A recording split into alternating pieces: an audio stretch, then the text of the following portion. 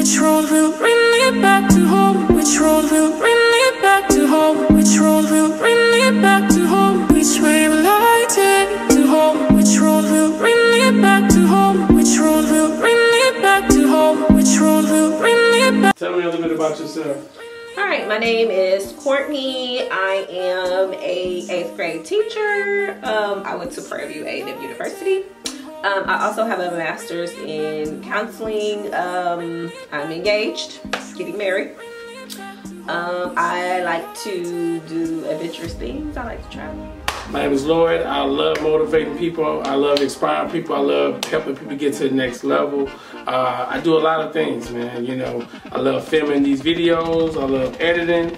And most important, my mission in life is to help people become great. So my name is Lloyd. I'm excited about this information. My greatest strength is being able to inspire people. I kind of always like to have a positive vibes around me, and so I try to transfer that positive energy into other people. My greatest strength would be being able to communicate and help people become better. So that's one of my greatest strengths. So whatever I can do to help you become better, to help others become better, that's my greatest strength. And that's my mind. My why is my family. My family is that's my reason why. That's what motivates me to get up every morning, just to be the best me I can be for them. My why. What is my why? My why, as I say, acronym for why is what's hurting you. So my why is just being able to be someone that my mom can look at and be proud of. My why is just to help people become the better them that they can become. And that's why I focus my mind and mental. My greatest weakness is living in the moment, because sometimes, you know, you want to do things that you know that you probably should wait to do, but you want it now. And so I think that's my weakness, like just not being able to say no, like getting stuff right now. My greatest weakness, I would say, candy. Anyways, my greatest weakness would be probably just same as hers, living in the moment. Like I'm the type of person, I'm not patient. I want this, I want it now, and I want it today, not tomorrow, not next week. I need it today. So that's my greatest weakness. How do you handle stress and pressure? I handle stress by sleeping. I love to sleep. So normally if I'm stressed, I'll take a nap, or I'll kind of just turn off the TV and have a little downtime. I mean, that's my stress reliever. And also working out. If I go to the gym and I'm stressed, I will kill it. Like I'll put all my energy into that. So how do I handle stress? Man, I like to work out. I'm not a person that likes to sleep that much, so I like to stay busy. So I think I do a lot of thinking. So that's how I personally handle stress, by going to work out, thinking, strategizing, trying to do things that I desire to do. My hobbies are writing in my journal and reading books, because I'm a reading teacher and I just love to read. So that's like one of my main hobbies. And I also say going to the gym, because that's something that I do almost every day. Yeah, so those are my two main hobbies. My hobbies, basically, I play every now and then, play some video games. Also, I just love being able to just watch people create, like creativity. So I would go on YouTube and just watch people, like, wow, this is amazing. How did they create this documentary? So things like that. That's my personal hobbies. I really want to get into like modeling cars and stuff like that, like buy model cars and put them together, stuff like that. That's something else I probably do. Describe something you overcame. Something I overcame was when my mom passed away. I think, you know, being able to just still move forward for me was a big deal, because sometimes when things so tragic happen in your life, it's hard for you to just pick up the pieces and keep going. And so I feel like that's the obstacle I've definitely overcame, and I've learned to use it as energy instead of something that makes me sad. I look at what makes me happy about my mom's life that she lived, and so I kind of use that energy to help me push through. And so, yeah. What have I overcame? I overcome a couple of things in life. I overcame growing up without a father. I also overcame seeing my mom pass away, which is one of the most devastating things happened to me in my life. It ain't that she passed away, it's just how she passed away with cancer. And then growing up in poverty. So actually seeing how we grew up in poverty, was on food stamps, that kind of made me be like, that ain't the life that I want. And it's not that, you know, sometimes you just granted that life. So that's some things that I overcame personally. One of my future goals is to become a guidance counselor. And also another one of my future goals is to own my own business. Because it's definitely something that I'm looking to do. And also to get a lot of subscribers on YouTube. That's one of my future goals. Some of my future goals will probably be finishing and releasing this book. Also, just being able to be a great father, and to have a group of friends that we can explore the world and just see everything before we leave this earth. So that's some of my future goals. Are you an easy person to talk to?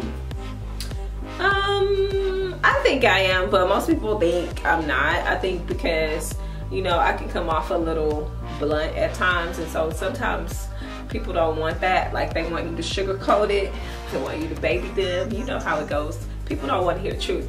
So I feel like some people feel like I'm not easy to talk to, but I think I genuinely am. And I get a lot of people that come to me and I give them advice, and then they'll come back and say, oh, thank you, you know, your advice worked. But I think as far as like family, they feel like, oh no, you know, and I don't know why they feel that way, but I feel like I'm easy. Me, I don't feel like I'm easy to talk to. Simple fact is, because you laughed, but this is serious. Simple fact is because sometimes I feel that I'm too blunt, I'm too real, and I don't know how to monitor people's feelings. So sometimes I would say something and it might really hurt them, and I think I'm not really an easy person to talk to. Working on that, so that's something that you just go ahead and pray for me for. Give me some prayer in your life, you know what I'm saying? But other than that, I really don't think I'm an easy person to talk to, but I'm trying to get better at that situation. Do you consider yourself a successful person? Yes, I consider myself a very successful person. You know, seeing as I really didn't have any guidance, I pretty much figured everything out on my own. So I think I turned out great. What y'all think? I consider myself successful because number one, I'm not in jail. The circumstances I grew up, I mean, I should have been already out of there. Me and my best friend talked about this the other day. You know, the circumstances that we grew up, the positions that we was in, the temptation that we had, man, we made it through. So be proud of that moment. You know, you might not have, you know, the super whatever they would say doctorate degree, but where you at today and where you could have been, hey, I consider myself a very successful person. Oh, guys, I prefer to work by myself because I'm a perfectionist. I like to do it my way. Like, I feel like I just don't trust people to do it right. Like, I don't like working in the groups. So I find it funny, like, sometimes when I put my class in groups and I get this one person that comes up and they're like, Miss, can I just work by myself? Like, that's so me. But, you know, we have to learn to work with other people. That's life. But I would prefer to work alone. Let me just do it on my own. That's me. Well, me, I used to love to work by myself, but I learned that working with other people, you can get more done. I am a you could consider me a loner, but I prefer to work by myself. But I also learned to work. I'm not a loner anymore. Whatever. I also prefer to work with a team because TEAM, together everyone achieves more. Learn how to delegate some things.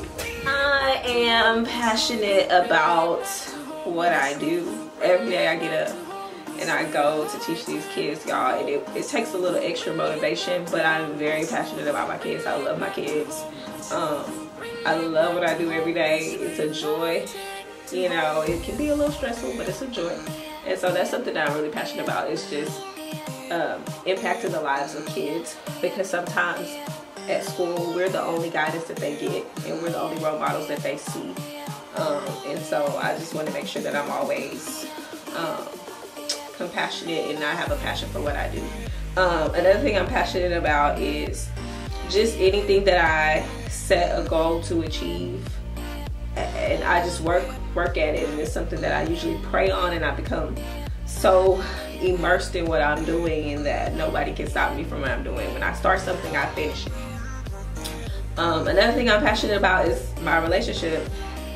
Like, I put 150% into my relationship, and when I'm not putting 150% into my relationship, I always take a step back and say, okay, what can I do to make this better? So those are 3 things that I'm passionate about: teaching, loving, and just all around whatever I set my mind to do. 3 things I'm passionate about. Number 1, helping people become the better them. Number 2 is just passionate about sometimes, spend time with my family. Sometimes it's good to be around them and, get a good laugh and to see where they at in life. And number 3, I'm passionate about this YouTube channel, about us building this long-term relationship and trying to be able to impact people. That's very important to me. Is being able to people to see your life. I seen a quote the other day. It says, somebody said, I don't want to be married because what I'm seeing in all these married people, it makes me want to stay single. So if black love is where it's at, and we trying to show you guys that it's possible and you can do what you do. Oh, this is like one of my favorite questions. I see myself traveling. I want to go to Israel, guys.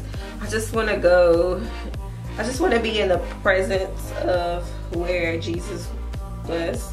And I just want to see what it's like to be, in the Holy Land. So that's one place I want to go. Thailand, Italy.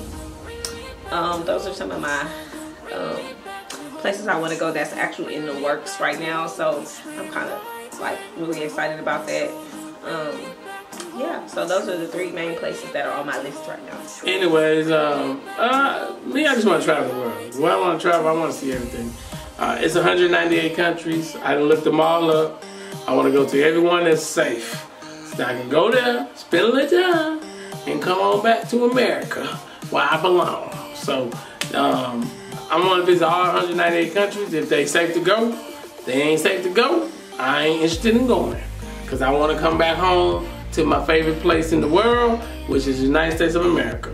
Period. My philosophy in life, and I'm going to take this from Mr. Christen because he always says this: life without purpose have no meaning. So every day I get up with a purpose because I want my life to have a meaning.